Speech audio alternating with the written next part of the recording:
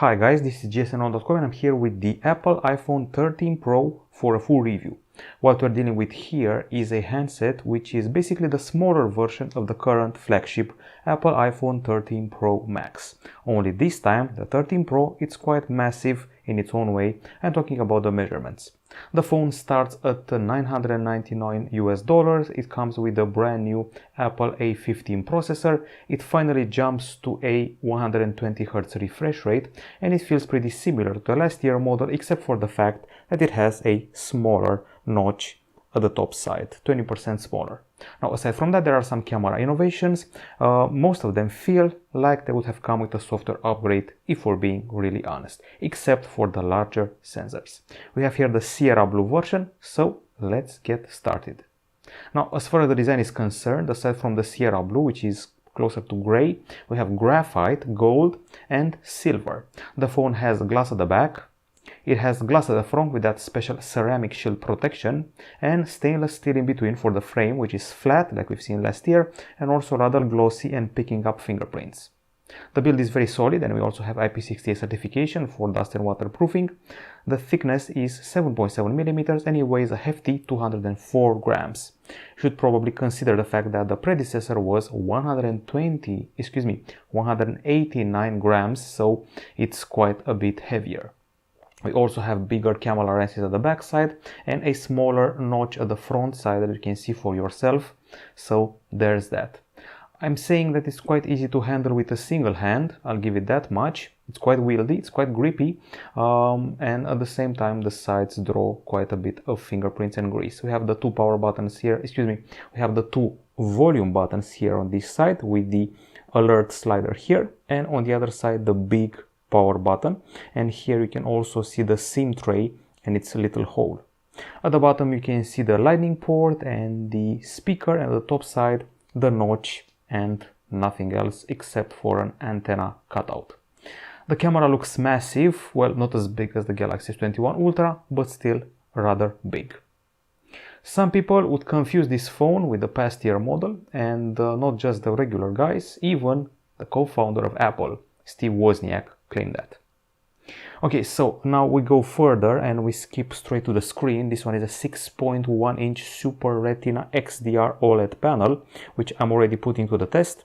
It has a 120Hz refresh rate, HDR10 support, Dolby Vision, and a resolution of 2532 over 1170 pixels. It's got a notch, which is a bit distracting to be honest, especially since everybody has gotten rid of it. At least it's smaller. Now the colors are fantastic. Truly fantastic. It's a quality OLED we have here. It's a very bright screen, one of the brightest this year, if not top 3 material. Wide view angles, as you can see for yourself. A fantastic contrast and brightness, as I said before. So basically it checks all the important things to be a satisfying screen for a satisfying video and gaming experience. Now aside from that, we have pentile matrix pixel arrangement, and when it comes to the brightness, we have here a test which we can show you. We achieved an impressive 717 lux units, which makes the phone be placed on the 6th spot all time from all the phones we've tested.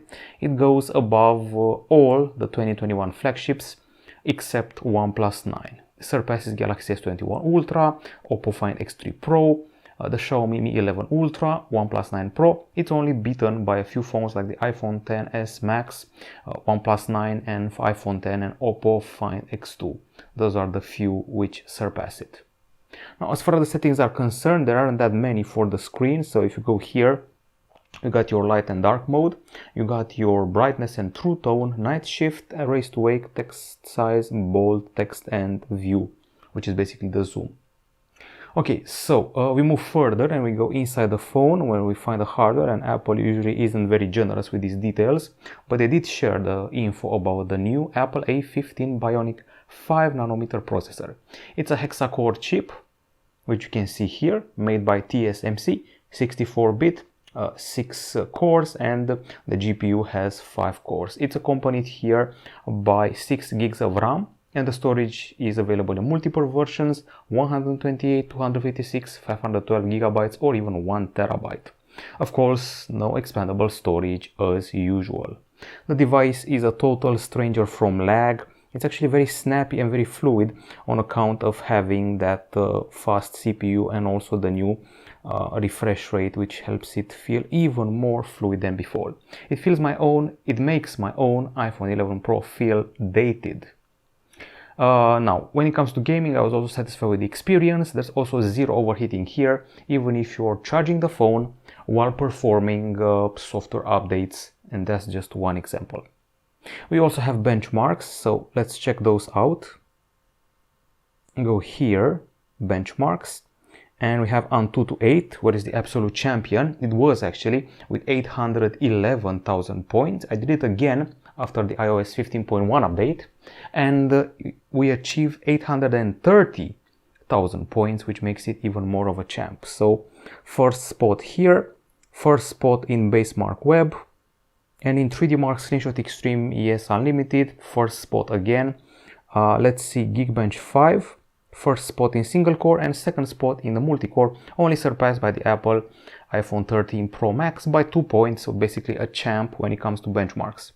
Once again, it's a stranger to overheating, doesn't overheat if you game a lot and if you charge it and perform downloads at the same time.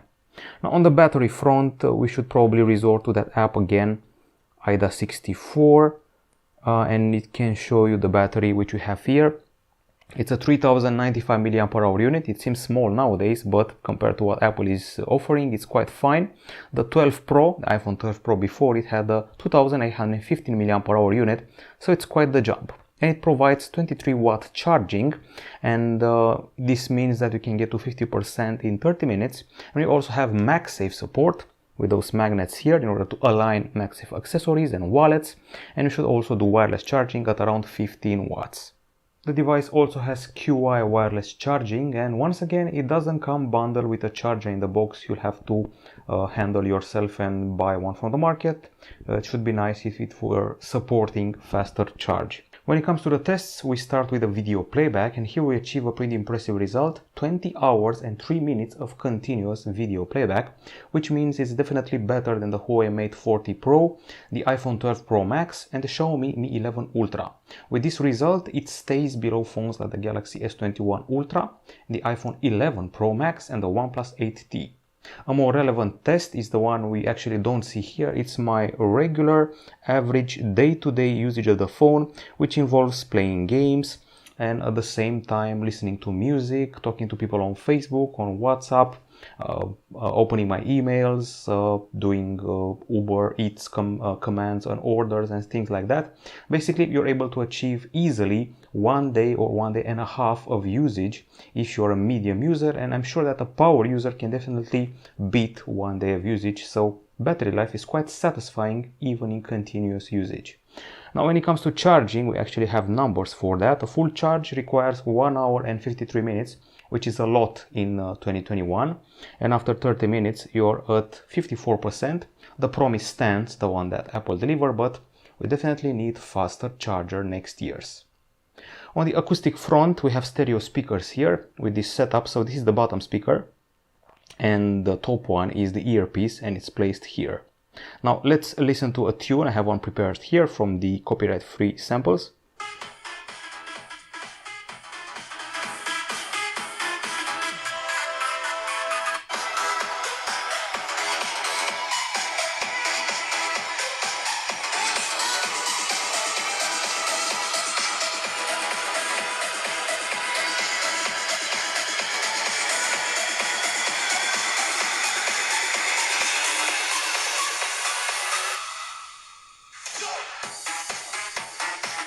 Okay, so you get the idea. Let's talk about it.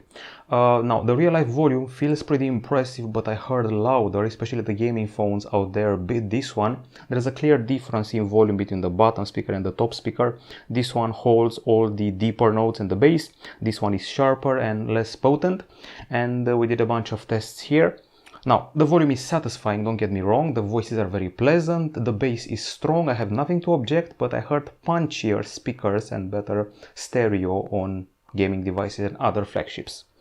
Okay, so these are the volume tests. These are taken with a special acoustic sample, 78.6 decibels at the bottom and 76.5 decibels at the top. It's quite disappointing to see these results. In real life, it feels a bit higher. We only beating the iPhone XR, nothing major, nothing bigger than that. We're below the OnePlus 9 Pro, for example. In games, we're doing better with 96.3 decibels. Still, we're below the threshold of 100 decibels, which we usually rely on. And at least we surpassed the quite new Asus ROG Phone 5 Pro and the Galaxy Z Fold 3. We're below the Galaxy S21 series and the iPhone 12 Pro Max, so there's that. When it comes to the camera, I actually talked a lot about it in the unboxing, and I think it's time to address it yet again.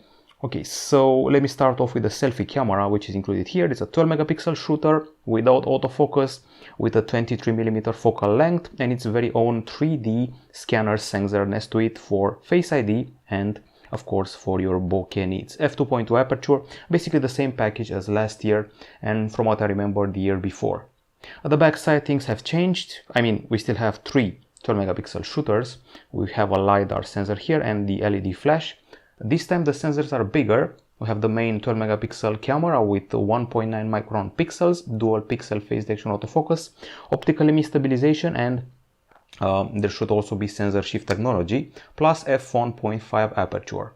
We also have a telephoto lens here, 12 megapixel 3x optical zoom, f2.8 aperture and optical image stabilization, while the third camera is the ultra wide one, 12 megapixels, again, this time with autofocus for your macro needs. Okay, so that's about it, and the LiDAR will help you with faster autofocus in darker sceneries and better depth mapping. Now the new stuff is easily summarized, so let's check it out, but only with a muse.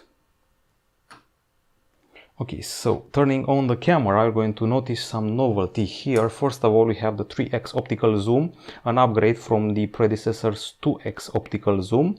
And aside from that, we have these color profiles. You can set it to standard, rich contrast, vibrant, warm, and cool, each of them with a tone and warmth slider. So that's one novelty. Another novelty is the ability to take macros. They're automatic. So if you get something close to the camera, you're going to notice a lens shift as the ultra-wide camera properly focuses on the bird in this case and creates a proper macro. And then the lens shifts again. Okay, and the third one is the cinematic capture, which is better served if you're using the front camera in this case. It's able to focus on your face and blur what's behind it, and you can actually change this either from here, or you can change it afterwards, after the filming, so you can choose between multiple persons or the area you want to focus on. That's pretty much it as far as novelties go. Let's see what else we have here. So I should probably mention that the zoom goes up to 15x, and we also have stuff like Smart HDR4, Night Mode Portrait, and Pro Resolution Filming, which is basically RAW for video. And by the way, the camera is able to identify text now if you put a book in front of it. And now it's time to check out the gallery. Okay, so here we go. These are the first shots I've taken, the selfies, and I have to say they're pretty dependable. I'm talking about the texture, clarity, and details. Also, nice hair texture, and the background isn't half bad, no matter the angle you're using. This can definitely be posted on social media, no matter what network you're using. And here we have the bokeh, which is pretty nice applied.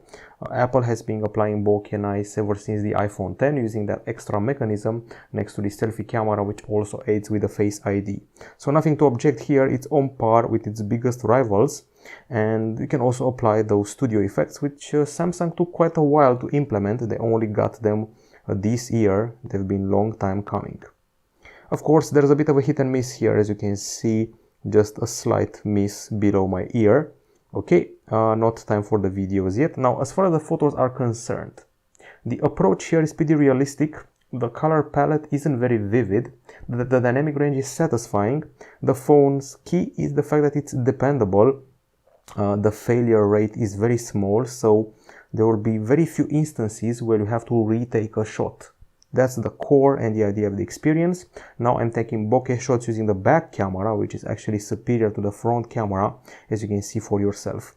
The sky looks great, the vegetation looks great, even when the sun rains on it.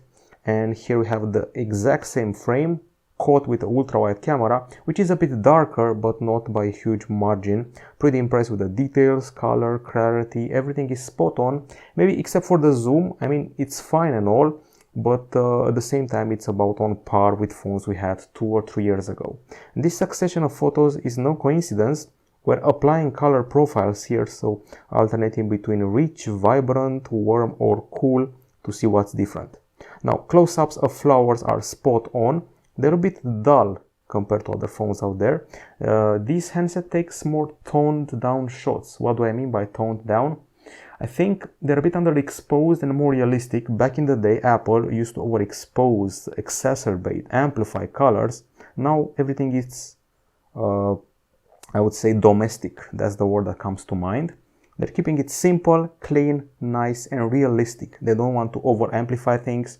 There's, well, editing and post-processing for that. So if you want to take realistic shots, that's what you get. Even with the sun in front of you, you'll get some majestic results even with the ultra-wide camera. And more selfies, I did them again because this time the sun was shining upon my face and the texture here is fantastic. So I'm actually more impressed by the selfie camera, to be honest, than the back one, which is still pretty solid. You should remember that. So excellent clarity, 0 failure rate, pretty good ultra-wide camera, and that's about it here. I'm having a bit of a hit and miss situation with the macro camera. I've tried to take a few macros and it takes a few attempts to get used to that animation, but the result is pretty satisfying. And we try the color profiles again here. We got very close to this statue to take a macro and then got far from it, played around with this little knob of metal, excellent focusing here, and very nice color of the nature, and possibly the best hue involves this peacock which we zoomed onto because we saw it from afar. Regular zoom, 3x zoom without missing one detail, however not on par with the current flagships. And this one is a macro of a logo on this toy car. Pretty detailed and a very nice texture, but as I said before, the whole transition thing may boggle some people's minds. Quick stop at the little bird you saw before. This is a macro of it, which I actually took. It's not that bad, to be honest, but I've seen dedicated macro cameras which are a bit more impressive. I mean, we are getting 12 megapixels, but as far as the proper focusing goes, you may want to look somewhere else. This is an indoor shot of a cat. Excellent texture of the face and the fur it lies on, and the background. Some people are asking how good is this phone when it comes to indoor lighting. To be honest, pretty good. Now we go outside. These are nighttime shots.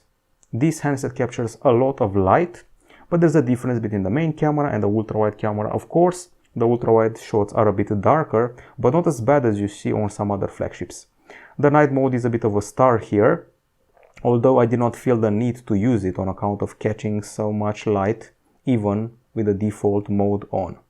There are some extra shades and reflections here and there, but nothing major. It can easily be compared and set on par with other big flagships on the market when it comes to clarity, details and colors. Actually, when using the night mode, it gets rid of the annoying sketch or painting effect which appears on some other phones. So there's that as a big plus. Once again, more realistic and down to earth compared with other phones with blown up colors and blown up details. And a few more shots, regular shot and ultra wide shot. This one is actually not bad, although it deforms the image a bit on the sides. These have been photos, and I think it's time to also check out the videos. Okay, so here we have several attempts at using the cinematic mode here. When I first got the phone, I tried them out on my very own balcony. You can see here that it's written cinematic, and once you start to edit the video, you're going to notice an interesting feature. So if I press here, you can actually change the focus point in the video, although this one isn't exactly helpful because there aren't many focus points. So let's proceed to another one. Okay, maybe try this one, which has more subjects, and I think it's taken with a back camera this time. you can see that I can focus on the leaves and not on my face, so you can change the focus afterwards, and you should be able to play with the aperture from here and also add effects. So that's the nice thing about it. The bad thing about it is that this sort of cinematic video isn't very impressive, to be honest. I mean, it doesn't look as good as a modern phone. It looks fine if you compare it to a Galaxy Note 10 series. I remember that the Note 10 Plus or Ultra or whatever it was inaugurated this feature, and that's the level we're at. Closer to 3 years ago rather than 2 years ago. The Note 20 Ultra may be superior in that regard. We have it here again, this time out in the open. I mean, it may look impressive as a first on the iPhone, but I've seen better in Samsung's camp. And of course, the Oppo Reno 6 Pro 5G does the bokeh video much better. Now, other than that, the experience here is fantastic. I'm talking about stabilization, which is pretty perfect if you ask me. This is an excellent tool for vlogging. I'm actually using my own iPhone 11 Pro as a daily driver for years now when it comes to hands-on videos, attending events, vlogging and so much more, and this one is actually a welcome upgrade for me. This is a regular selfie video and I have nothing to object. Truly. Excellent stabilization, focus, details, colors. The screen is a bit burned now, but if we turn down the brightness just a bit, you'll see that the image is actually pretty satisfying. So for selfie needs, it's excellent. This is a video with the main camera. If you're shooting 4K 60 frames per second, you'll be very happy with the results, details, clarity, excellent dynamic range, nice panning, no extra added annoying effects. One thing that surprised me was actually a bit of a letdown here. I mean, the focus is fast when alternating between subjects, but not Samsung fast. I feel that the Samsung phones are a bit faster when it comes to alternating focus. That's just me. A peacock here, tested as well. We're testing the zoom. I mean, it's fine and all when you zoom at 3x, but there are more impressive phones out there from Samsung and Huawei when it comes to zooming. Okay, and this one, which is filled with, well, urban scenery.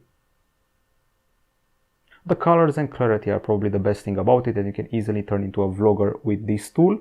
Okay, so these are daytime videos. They're on par with, let's say, the OnePlus 9 Pro, which was a landmark for me when it came to filming, even though we don't have 4K 120 frames per second and all that jazz. Okay, let's see here. These are nighttime videos. This is video 1. I see some reflections here and there, but I'm loving the yellow color, which is imposed by the street lights. Once again, colors are kept pretty realistic. There's a lot of light and I don't see flicker when walking around, which is always a big plus. I also don't see much noise, neither here nor on a big screen, so definitely one of the best phones for filming at night in 2021. The core idea is that it's comparable easily with the OnePlus 9 Pro, which was a landmark when we tested it when it came to the video capture. I think we're done with the camera, and I think we can refer to something else, and I'm going to talk about connectivity right now. The phone obviously has 5G. This was implemented with the iPhone 12 series.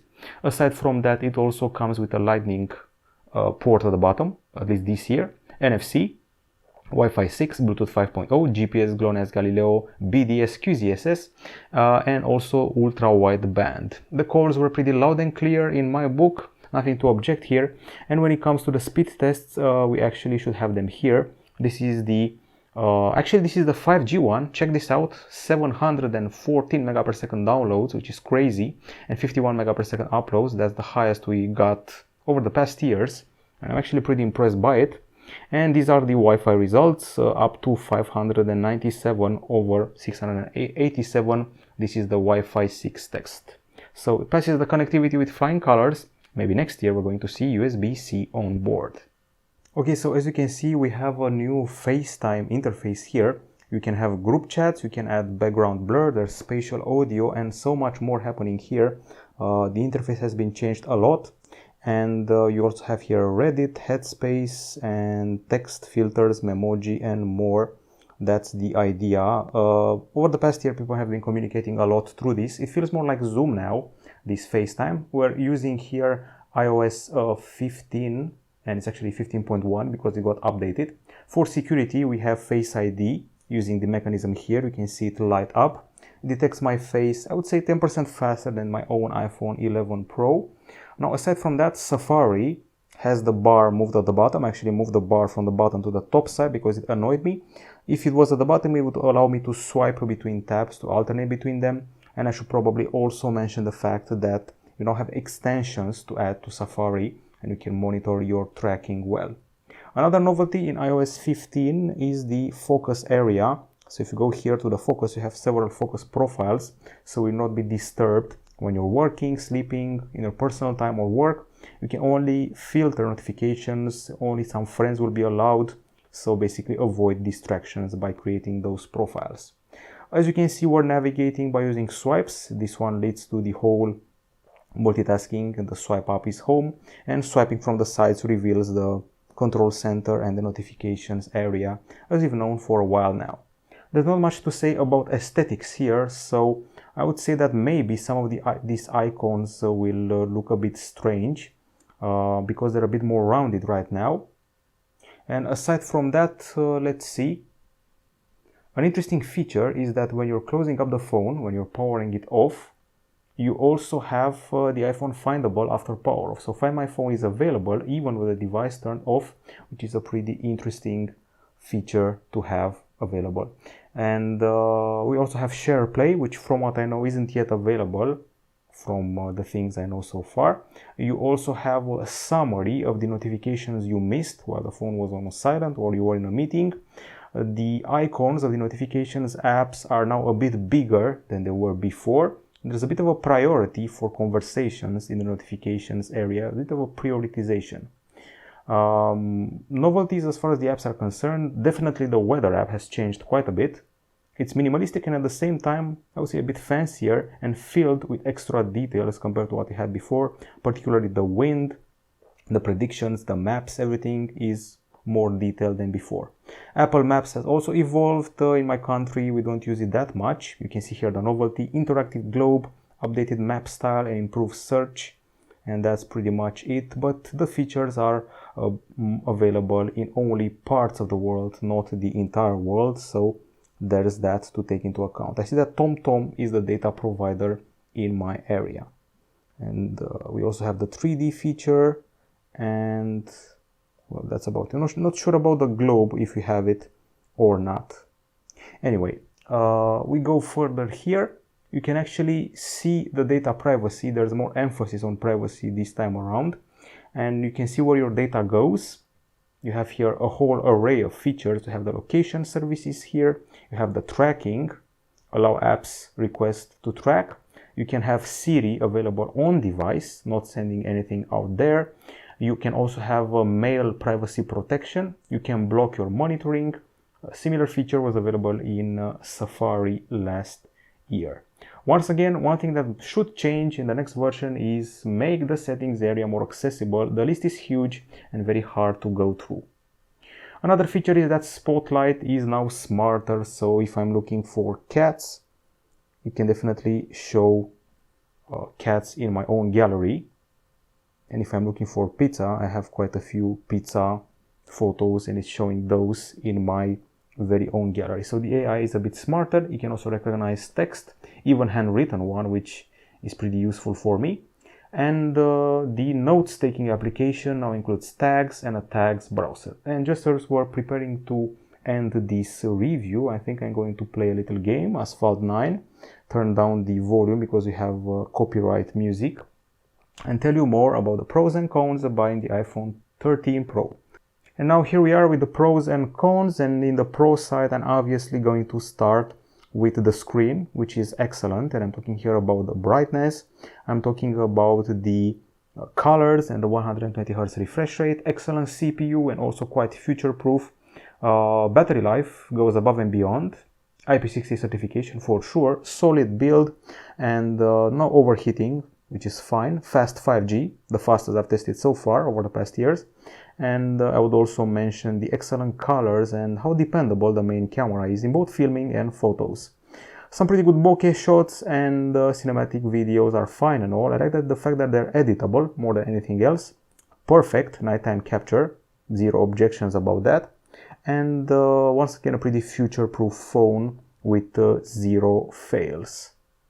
That's pretty much it on the pro side. On the cons, the macro and cinematic are a bit hit and miss for me. The phone is still pretty heavy for a non-max device. Keep in mind this is the regular Pro. The charging is a bit on the slow side.